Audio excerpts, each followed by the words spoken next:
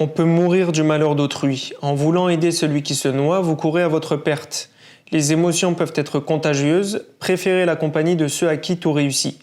Fuyez la contagion de la malchance et du malheur. Ceci est la loi numéro 10 du livre Power écrit par Robert Greene et nous allons la décortiquer aujourd'hui même. Mais avant cela, je t'invite à t'abonner à cette chaîne YouTube si ce n'est pas déjà fait. Sans plus tarder, entrons dans le vif du sujet. En gros, cette loi nous explique que le malheur et la malchance sont des éléments très contagieux au travers des personnes qu'ils frappent. On va donc devoir repérer ces personnes et s'en éloigner. L'auteur distingue tout de même deux types de malheureux. Il y a le malheureux qui est frappé par le coup du sort et auquel il n'y peut rien, un accident, une maladie ou tout autre événement fortuit. Ce dernier mérite toute notre empathie et tu as le deuxième type de malheureux, de malchanceux qui lui attire la malchance de par son comportement destructeur et de par ses modes de fonctionnement toxiques. Ce dernier ne mérite aucune excuse, aucune pitié, il faut le blacklister, le ghoster, s'en éloigner au maximum. Parfois tu as des gens dont tu crois pouvoir changer les modes de fonctionnement, les modes de pensée, que tu crois pouvoir sauver tout simplement, mais ce n'est pas possible. Je t'invite à passer une après-midi avec un dépressif et à essayer de lui faire voir la lumière. À la fin de l'après-midi, c'est toi qui seras au fond du gouffre avec lui. Donc souvent, c'est eux qui déteignent sur toi. Tu as une seule manière de te préserver de ces gens-là, c'est de ne pas les avoir dans ton entourage. C'est triste, mais c'est comme ça. Monsieur Greene appelle ce type de personnes les agents infectieux et il nous défend de nous associer à eux. Puisque par la suite, tu perdras un temps précieux à essayer de t'en détacher, puisque le seul remède, c'est la mise en quarantaine. Le truc, c'est que tu auras perdu un temps précieux et une énergie folle, puisque tout est énergie, on n'arrête pas de le dire à longueur de vidéo. Tu auras perdu un temps précieux, une énergie folle et peut-être même un petit peu de ta santé dans l'histoire. Nous devons juger les gens sur les effets qu'ils produisent dans le monde et non pas sur les causes qu'ils imputent à leur malheur. Ça veut dire que ces personnes-là sont constamment en train de chercher des causes externes à leur malheur.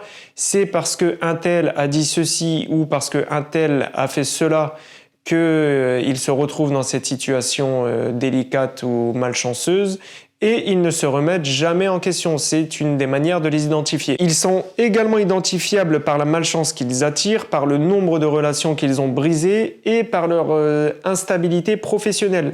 Ce sont les signes qui nous permettent de les distinguer parmi la foule.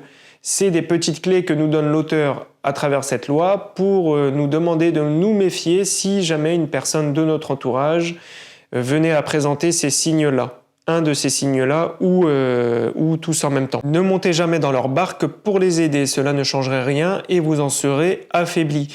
C'est exactement ce qu'on disait précédemment, c'est-à-dire que tôt ou tard, tu vas te rendre compte du piège dans lequel tu es tombé, dans le traquenard, dans le bourbier dans lequel tu t'es fourré.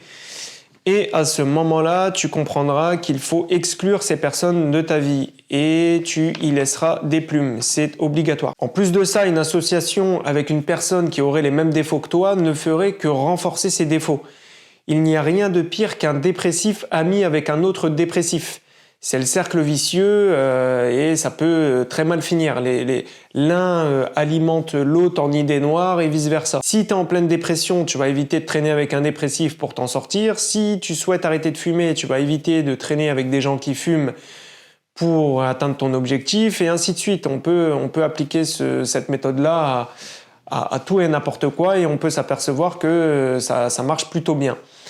A contrario, nous, on va utiliser cet effet de contagion pour se rapprocher des personnes positives ou des personnes qui attirent des opportunités à elles ou ayant des qualités que nous voudrions avoir puisqu'elles vont déteindre avec nous. Et ça, c'est une chance qu'il faut savoir exploiter. Voilà l'ami, le résumé de cette 10e loi est maintenant terminé. J'espère qu'elle t'aura plu. N'hésite pas à le dire dans l'espace commentaire où tu peux également dire les raisons pour lesquelles tu ne serais pas d'accord avec cette loi, comme avec les autres d'ailleurs, cet espace est réservé à cet effet. Quant à moi, je te dis à la prochaine, porte-toi bien, peace!